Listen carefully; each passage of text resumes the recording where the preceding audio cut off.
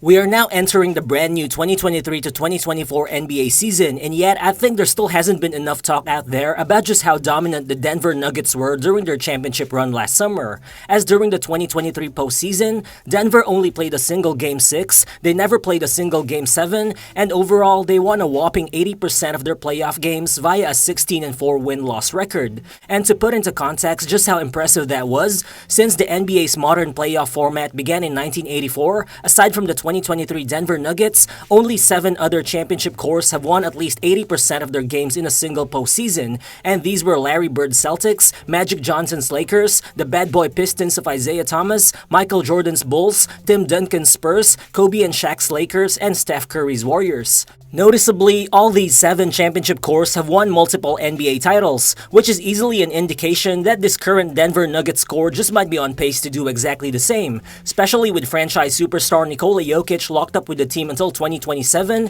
and with co-star Jamal Murray also expected to sign a long-term potential Supermax extension with the team next offseason. Well, sure, the Nuggets are also on pace to encounter some problems moving forward. In the short term, they could face issues with their roster depth, and in the long term, they could also be crippled by their lack of financial flexibility. But in this video, we'll dive deeper into why the NBA shouldn't sleep on the possibility of a Denver Nuggets dynasty. So let's get to it.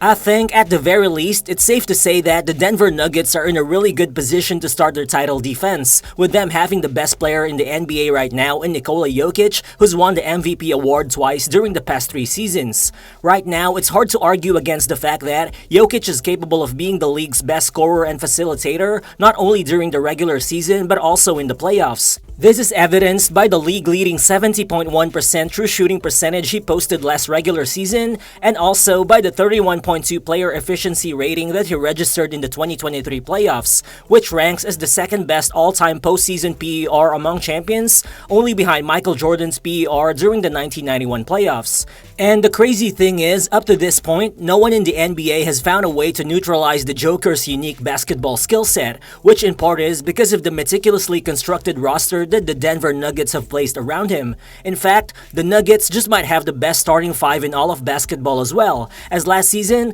their 5-man starting unit of Jokic, Jamal Murray, Aaron Gordon, Michael Porter Jr., and Kentavious Caldwell-Pope have outscored opponents by a whopping 12.7 points per 100 possessions, which net rating was the best in the NBA among all lineups that have played at least 1,000 possessions on the court together. Then in the playoffs, this 5-man unit became even more dominant, as the 13.1 playoff net rating they produced wasn't just the best among all lineups in the 2023 postseason, but it was also equivalent to the postseason net rating of the historical 72-win Chicago Bulls starting lineup from 1996. And now, with the Denver Nuggets running it back with this same elite starting lineup, I think they should continue to be unstoppable provided that they get enough support from their bench. However, one problem looming over the Nuggets' plans are the new rules of the NBA's collective bargaining agreement, which makes it increasingly hard for expensive teams to retain their homegrown talent, let alone make significant free agent acquisitions moving forward. And with the salary of Denver's starting players already currently putting the team $14 million above the salary cap, even before accounting for the rest of the roster, trying to sustain a deep championship caliber rotation over the next few years will obviously be challenging for the franchise. This offseason alone, we've already seen these financial challenges affect the team after Denver lost 2 key rotation pieces in Bruce Brown and Jeff Green, who went on to sign bigger contracts with other teams. Bruce Brown in particular was Denver's 6th man, who played a whopping 26.5 minutes in the playoffs. He brought a steady blend of rim attacking, complementary ball handling, and switchable defense to the team, while making clutch plays during the playoffs, including a go-ahead putback shot to clinch the NBA title in Game 5 of the finals. But now, with him and Jeff Green gone, as well as with Serbian forward Vlatko Čančar lost to an injury during the offseason, I think it's reasonable to expect some cracks in the Nuggets bench rotation, especially early in the regular season. But sure, if you come to think of it, the Nuggets could have easily opted to employ short-term solutions to fix their rotation by spending some money to sign free agents like Torrey Craig, Jackson Hayes, or maybe Josh Okogie, who could have instantly replaced the size and versatility of Bruce Brown and Jeff Green. But I think we just have to credit Nuggets president of basketball ops Calvin Booth for acknowledging that in order to maximize the primes of Nikola Jokic and Jamal Murray while maintaining sustainable success, making short-term solutions was no longer the way to go. So instead of spending money in free agency, Denver chose to rely on internal development, roster continuity, and financial flexibility for the future. Which means that Denver is now placing the responsibility to step up on incoming second-year wing Christian Braun. Well, sure, it's not reasonable to expect him to immediately display the same type of impact that Bruce Brown had, but at 6'7", Christian Braun is a solid athlete and a relentless defender who mostly excels as a disruptor in the passing lanes. And although he's not yet a scoring threat from the perimeter, has already displayed the ability to thrive as an off-ball player alongside Denver's ball handlers, which is something he displayed in Game 3 of the NBA Finals after putting up 15 points on 7 out of 8 shooting in just 19 minutes of action, with most of his buckets coming off cuts to the basket. Most importantly, Brown is only set to earn $8 million over the next 2 seasons, which can end up as a huge bargain if he brings even half of the impact that Bruce Brown had for Denver. But in addition, the Nuggets also have high hopes for another incoming sophomore in 6'8" Peyton Watson, a big athletic forward who in limited playing time last season has displayed some ball skills on the offensive end and solid length and mobility on the defensive end. But obviously, with Jeff Green no longer present to play small ball center for Denver, the Nuggets will obviously be relying more on incoming fourth-year big man Zeke Nnaji, who just signed a 4-year $32 million extension with the team. And while Nnaji is an undersized center at 6'9", he's still a stretch big who plays well around the dunker spot and is also a capable finisher in transition. Plus, I think is also one of the more switchable big man defenders in the entire league. Good thing is, if worst comes to worst and Nnaji doesn't meet expectations as a reliable backup big man for Jokic,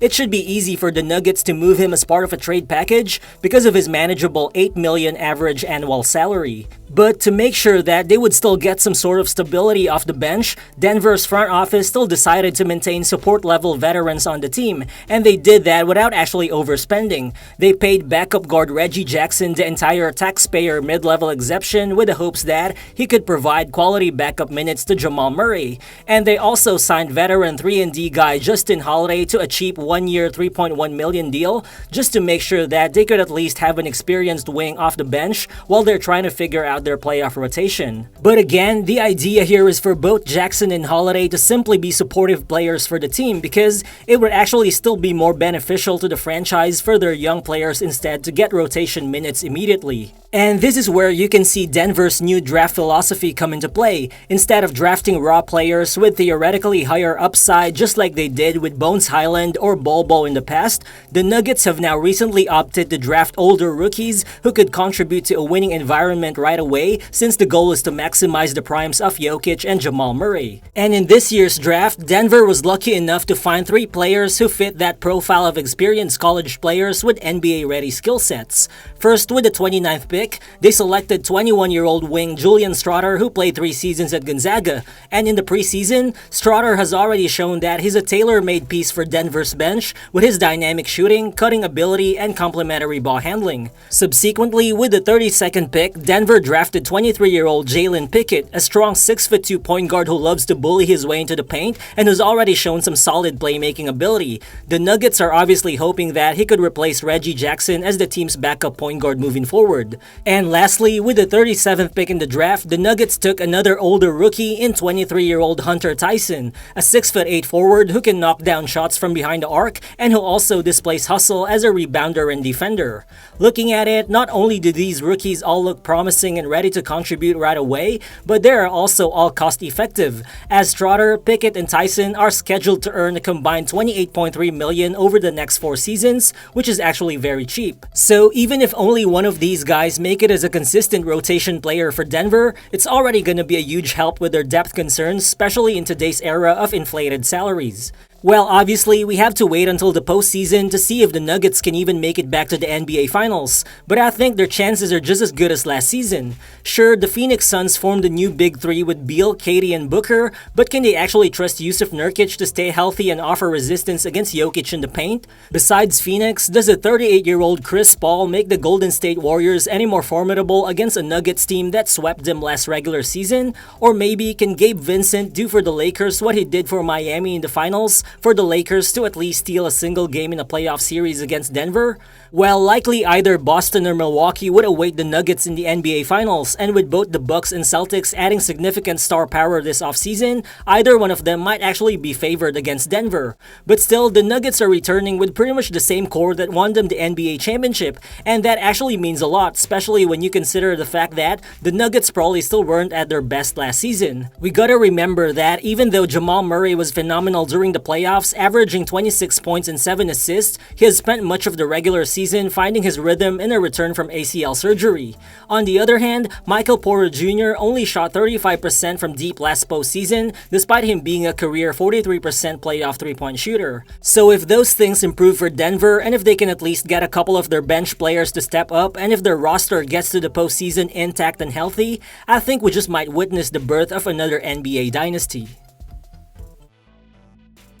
So thank you guys if you've actually made it until the end of the video, but do you actually think that the Denver Nuggets can actually be an NBA dynasty? Feel free to share your thoughts in the comment section below, and again, if you're new to the channel, please consider subscribing as well. Again, this is Real Balls, and I'll see you on the next one. Peace.